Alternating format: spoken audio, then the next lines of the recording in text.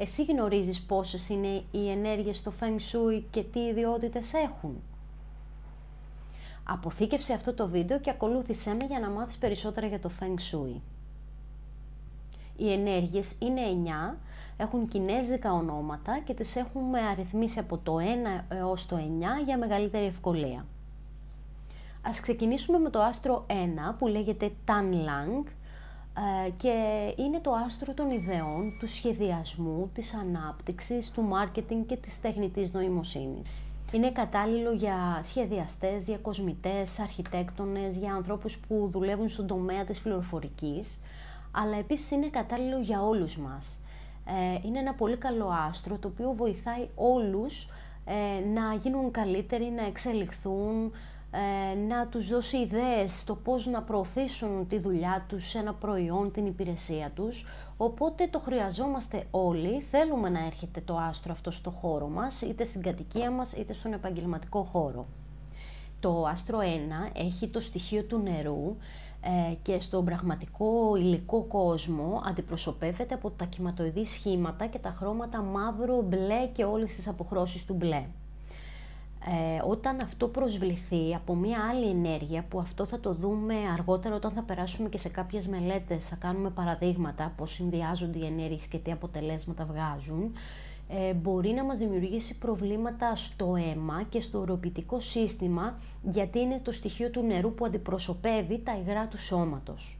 Επίσης σχετίζεται και με τα αυτιά, που σημαίνει ότι μπορεί και να μας βγάλει κάποιο θέμα εκεί, αλλά το άστρο 1 σχετίζεται με το σεξ, που σημαίνει ότι ένα άτομο το οποίο φορτίζεται πάρα πολύ από αυτή την ενέργεια, είτε μπορεί να του βγάλει προβλήματα στο αναπαραγωγικό σύστημα, είτε μπορεί να το κάνει ένα άτομο που να μην δημιουργεί μόνιμες σχέσεις και να δημιουργεί εφήμερες σχέσεις που στηρίζονται στο σεξ.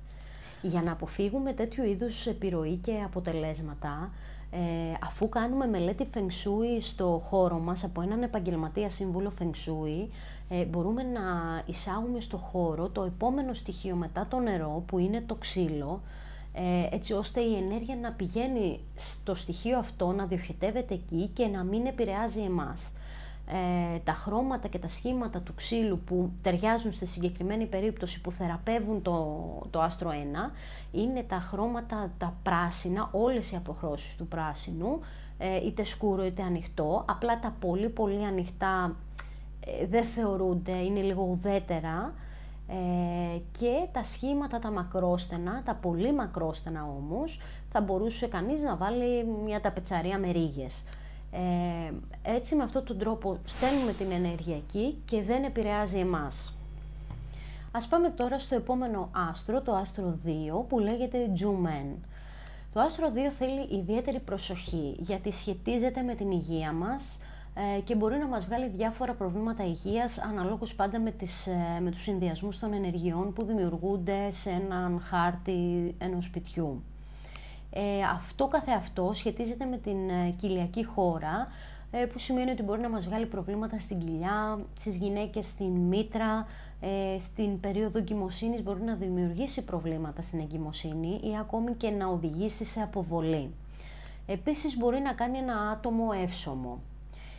Όμως είναι πάρα πολύ καλό για συγκεκριμένα επαγγέλματα και αυτά είναι όσα επαγγέλματα σχετίζονται με την ιατρική και τον κλάδο της υγείας.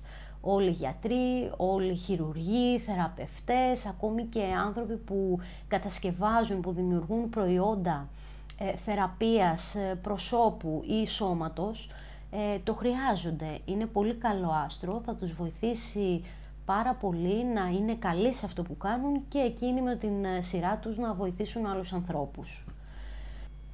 Επίσης, το άστρο 2 ως στοιχείο γης σχετίζεται και με την αποθήκευση πλούτου, όπου μέσα από συγκεκριμένες τεχνικές που εφαρμόζουμε στο Feng Shui μπορεί να μας βοηθήσει να αποταμιεύουμε χρήματα.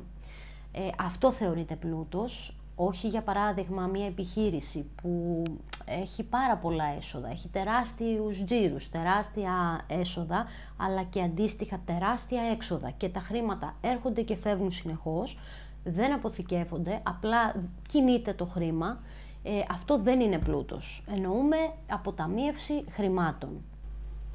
Το άστρο 2, όπως είπαμε και πριν, είναι το στοιχείο της γης και αντιπροσωπεύεται στον υλικό πραγματικό κόσμο από τα σχήματα τα τετράγωνα και από τα χρώματα κίτρινα, καφέ και όλες τις αποχρώσεις του καφέ. Και αν θέλουμε να το θεραπεύσουμε, τότε εισάγουμε στο χώρο χρώματα και σχήματα του στοιχείου μετάλλου, που είναι το επόμενο στοιχείο, που σημαίνει ότι βάζουμε χρώματα χρυσό, ασημή και αποχρώσεις του γκρι γενικότερα, και σχήματα στρογγυλά, κύκλους και ημικυκλικά και οβάλ. Επίσης βοηθάει πολύ και ο μεταλλικός ήχος, όπως ήταν για παράδειγμα τα παλαιού τυπού ρολόγια, τα επιτύχια που είχαν το εκρεμές και χτυπούσαν ανά μισή ώρα, μία ώρα. Αυτός ο ήχος βοηθάει πάρα πολύ. Αυτά για σήμερα, θα συνεχίσουμε με την ανάλυση των ενεργειών σε επόμενα βίντεο. Αν σου άρεσε το βίντεό μου, κάνε εγγραφή στο κανάλι μου στο YouTube και πάτα το καμπανάκι για να ενημερώνεσαι για κάθε νέο βίντεο που θα ανεβάζω.